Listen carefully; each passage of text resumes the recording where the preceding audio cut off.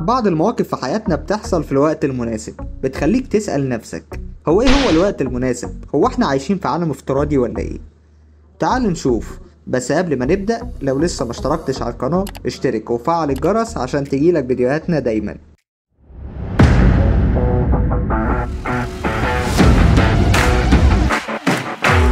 الراجل المتشرد ده حب يسرق حاجة وافتكر ان محدش شايفه، بس السرينة خلته يرجع كل حاجة في مكانها.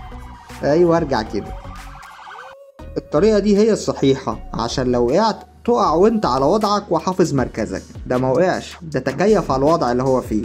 اللعبة دي انا عارف انها حظ اكتر من مهارة، بس اللي شفته دلوقتي دي مهارة غير طبيعية.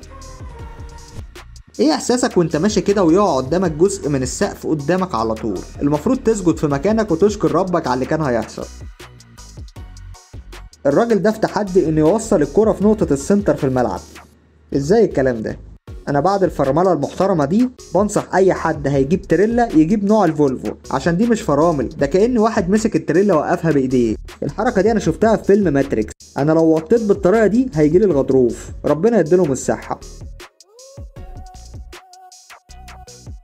بص على المقلب ده كده.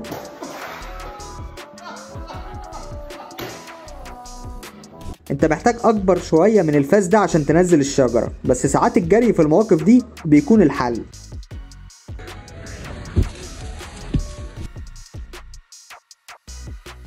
مسك الطابة ولا كأنه سبايدر مان. ايه السرعة دي؟ الست وقفت متفاجئة بسرعته، اكيد خد رقمها بعد الحركة دي. لما تلعب جيم ما تلعبش بضمير قوي لدرجة انك تموت نفسك. خليني اقول لك، لولا الناس اللي لحقته كان زمان الوحش ده في خبر كام. الراجل ده حظه حلو قوي ان سواق العربية الكبيرة صاحي وكمان في مطرة.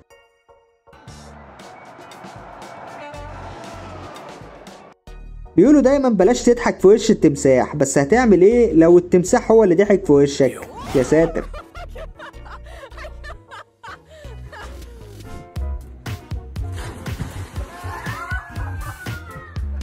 بضاعتكم ردت اليكم. الراجل ده ما كانش بيعرف يرجع بسرعة لحد ما عدى بالموقف ده. موقف يعلم اي حد الصراحة. بيقولوا صاحبك الحقيقي هو اللي فاهمك، لا، هو صاحبك الحقيقي هو اللي قلعك الجاكيت في الوقت المناسب. لما تكون سايق وتشوف حد داخل عليك يخبطك وتقول مش وقته خالص النهاردة، اهو هو ده اللي حصل. بعد ما كان هيعمل حادثة في المية الواسعة دي، متهيالي هيفكر ينزل المية بعد كده بمركب أكبر. المهارة دي اللي مخلياني مش عايز ألعب كورة لحد دلوقتي، لعيب الصراحة. على فكرة جات معاك حظ، لما يكون عايز يقولك إنك مش شخص صباحي تماما.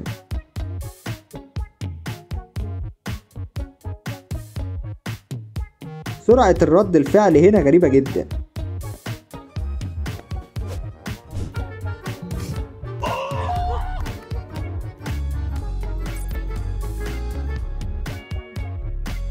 اهو الموقف ده بقى يعلمك فعلا ان فلوسك حلال. في حد يلعب كده بالموبايل اصلا؟ الموبايلات عندكم ببلاش ولا ايه؟ ممكن ما تعملش صوت لو خفت، بس الخروف ده عمل دخلة لازم تخاف منها. متهيالي ده سبب كافي عشان ترجع لهم في البيت وتقول لهم انك مش هترمي الزبالة تاني. لو هترمي مسؤولية عيالك على السواقين في المروح من المدرسة، اتأكد ان هم سواقين بالروح دي في الخوف على ولادك.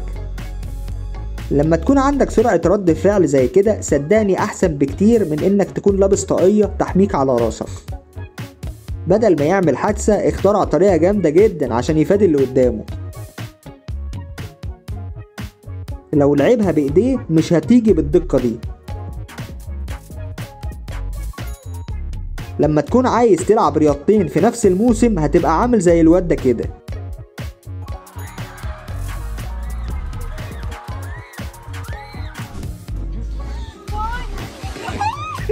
ولا مايكل جاكسون في المون ووك. نقدم لكم اول مكنه تقلعك الجاكيته وانت مش حاسس. والله لو حرامي مش هيعرف يسرق الجاكيت كده. الفيديو ده اثبت للراجل ان اليوم ده مش يومه اصلا.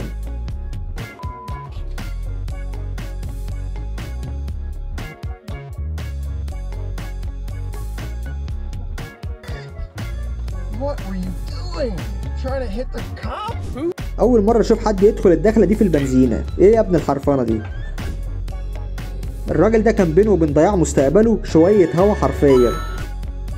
الراجل ده دخل عكس، بس حظك وحش قوي لما تلاقي البوليس وتشريفة في وشك.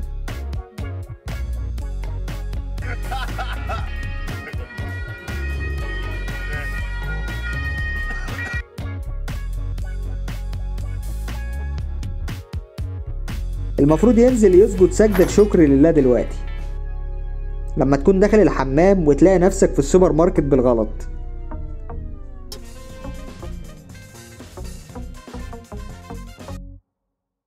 أول مرة أشوف مراكب بتطير بالطريقة دي. ده كابوس أي حد بيسوق عربية على تلج، بس ربنا سترها.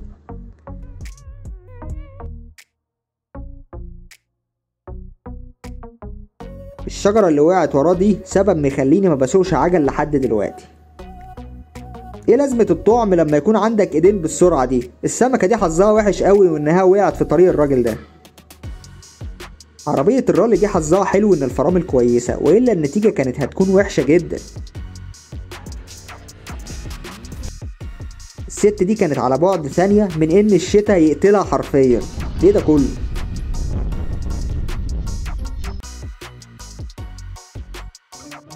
الراجل بيمسك فارغ الرصاص ولا كأنه بيلعب.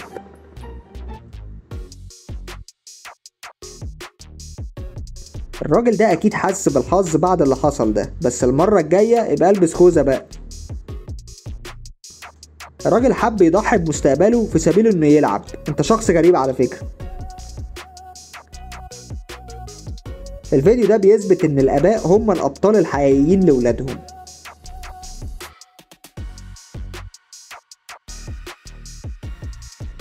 الراجل ده عدى كده وما حسش انه كان هيموت اساسا. جات معاكي حظ على فكرة. كأنه بيقول ما تجيش هنا تاني لو سمحت. نفسي اعرف انت فرحان ليه. مش بس معرفش يدخل الكرة في الجول، بس دخلها من ازاز عربية مفتوحة بالصدفة وهي معدية. ايه الحرفنة دي يا ابني؟ لما تكون عايز تنط اخر نطة في موسم الشتاء ومش همك ولا اي حاجة. الراجل ده كان يوم حظه ان الخشبة دي ما شقتوش نصين. لما ما تعرفش تسيطر على عربيتك في الملفات بس تصحي روح السواق اللي جواك في اخر لحظة. حد يعرف ازاي يغير عجلة معدة زي كده عشان مش عارفين نروح لو سمحت؟ بيقولوا ان كسر المراية بيعني 7 سنين من الحظ السيء، والراجل ده لحق حظه على اخر ثانية. بالنسبة للغزلان، العربيات عبارة عن حواجز في الأولمبياد. المعنى الحقيقي للفشل بنجاح. لو عندك المهارة دي في الحركة صدقني التزلج على اللوح ملوش أي لازمة. الست دي كانت محظوظة كفاية بسبب وجودها في مكان الكاوتش ما قدرش يوصلها فيه. لما تغلط انك تجيب جون بس تعمل حاجة أصح من الجون. انا متأكد انها كانت خايفة، بس القلق الصادر منها اكبر بكتير. اي نعم انه وقع، بس احسن من انه يتشالب بالموتوسيكل ده كله.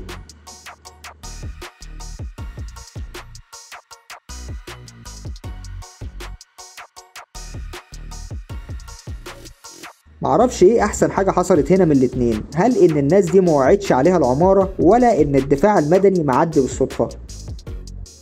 تخيل مفاجأة الدب لما لقى شخص قاعد في مكانه المفضل. ايه البجاحة دي يا عم؟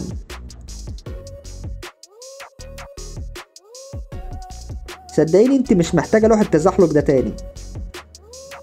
الراجل ده اكيد ما كانش متخيل ان كرة تخبط فيه وهو ماشي في الشارع. اللي انت شايفه ده مش مراية، دول شخصين لعبوا في نفس الوقت. لو قصدها مش هيجيبها كده.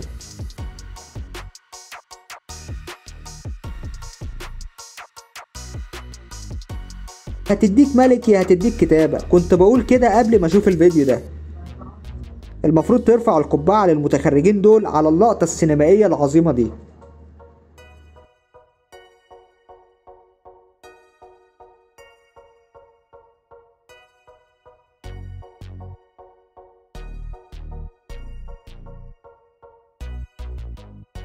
لما تكون بتتشالف في المية ويجيلك حوت يقولك لعبني معاك يا عم. لو هتسوق بالسرعة دي يستحسن تكون عندك فرامل بالقوة دي. لو وصلت لحد هنا اعرف ان الفيديو عجبك، يا ريت تدعمني بلايك، ولو لسه ما اشتركتش على القناة اشترك وفعل الجرس عشان تجيلك فيديوهاتنا دايما. سلام.